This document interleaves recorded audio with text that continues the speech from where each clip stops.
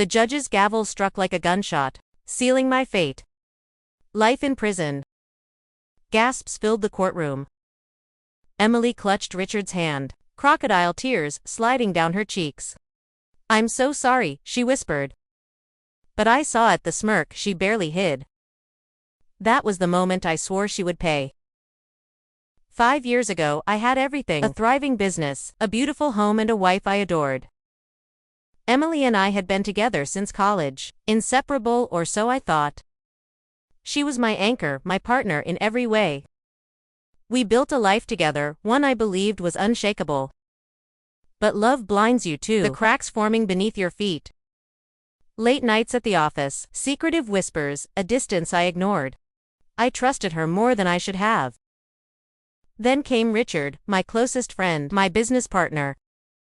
I never saw the knife, until it was already buried in my back. The night it happened, I was asleep when the police broke down my door. Flashlights blinded me as rough hands yanked me out of bed.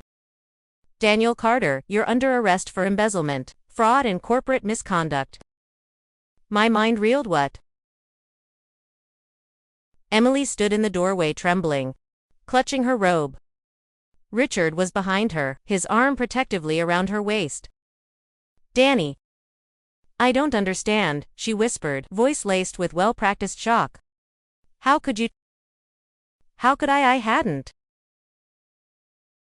The evidence was airtight: bank records, forged signatures, anonymous whistleblower reports.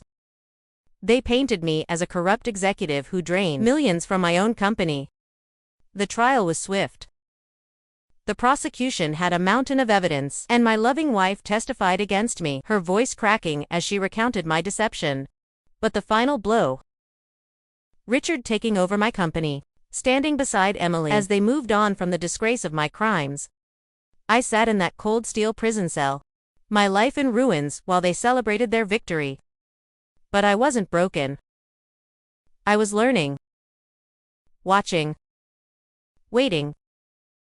Because one day I would walk free. And when I did, I'd make them regret every second of their betrayal.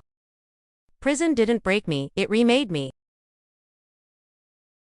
At first, I burned with helpless rage. But anger without direction is useless. So I listened. I learned how men like Richard operated, how to forge documents, manipulate numbers, and bend the system. I trained my body, hardened my mind. I became a ghost, a man without weakness. 2 years in a legal loophole surfaced, a technicality in the case files. I walked out a free man, but the world wasn't the same. Emily and Richard had erased me.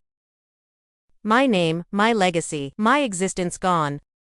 They married 6 months after my conviction, merged the company under Richard's name, and built an empire on the ashes of my life. But I wasn't the same man they framed. I started small, watching, following, gathering intel. Emily thrived in wealth, Richard bathed in power. But beneath the polished surface, cracks had begun to form. I learned their secrets: Richard's infidelity, Emily's growing paranoia. Their house was built on lies, and I was going to burn it down. I wouldn't kill them. That was too easy. I take everything: their power, their love, their very sense of self, until they were left with nothing. Just like they did to me. Step 1, get close. Without them knowing, I changed my name, altered my appearance, and slipped into their world as someone new. A rising financial consultant, with a sharp mind and a spotless record. James Adler. That's who I became. Emily's company was expanding, desperate for someone to handle high-profile investments. I made sure my impressive credentials landed on her desk. 2 weeks later, I was in her office, shaking her hand. She didn't recognize me. Not yet. I embedded myself in their world, earning trust, feeding them exactly what they wanted: a man who could make their wealth grow. Richard, always greedy, welcomed my expertise. Emily, drawn to power, lingered a little too long in our meetings. They had no idea they'd invited the devil into their home. And soon I'd make sure they lost everything. It started with a message. Anonymous. Direct. unshakable. I know what you did, and soon so will everyone else. Emily's hands trembled when she read it. I saw it, the first fracture in her perfect world. She deleted it, but paranoia festered. She started looking over her shoulder, flinching at shadows. Then came the financial discrepancy, small at first, then catastrophic. Millions missing from Richard's accounts. A government audit triggered his investors pulling out. Richard raged, searching for the traitor. Emily whispered suspicions in his ear. Their trust splintered. Then, during a high-profile gala, the final blow landed. Screens flickered to life, displaying bank records, forged documents, secret emails. Evidence of their betrayal, the proof that had framed me. Gasps filled the room. Emily's breath hitched. Richard's face drained of color.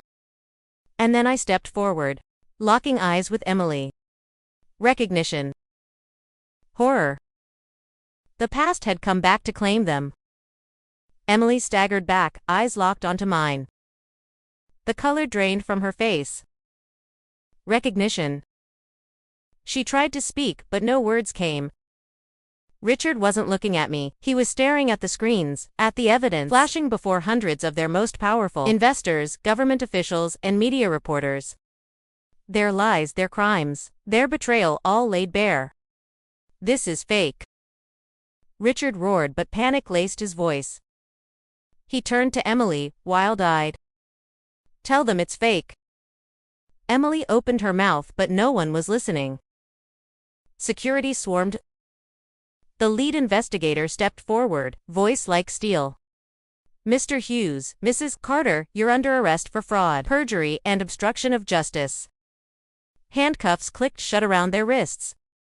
The same cold metal I'd once felt, but this time it wasn't me. Emily's tear-filled eyes found mine.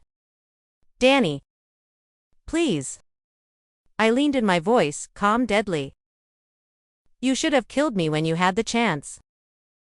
As they were dragged away, the cameras flashed, capturing their downfall. I stood there, watching the life they stole crumble to dust. This wasn't just revenge. This was justice. I stepped outside, inhaling the cold night air. Freedom, not just from prison, but from the past. From them.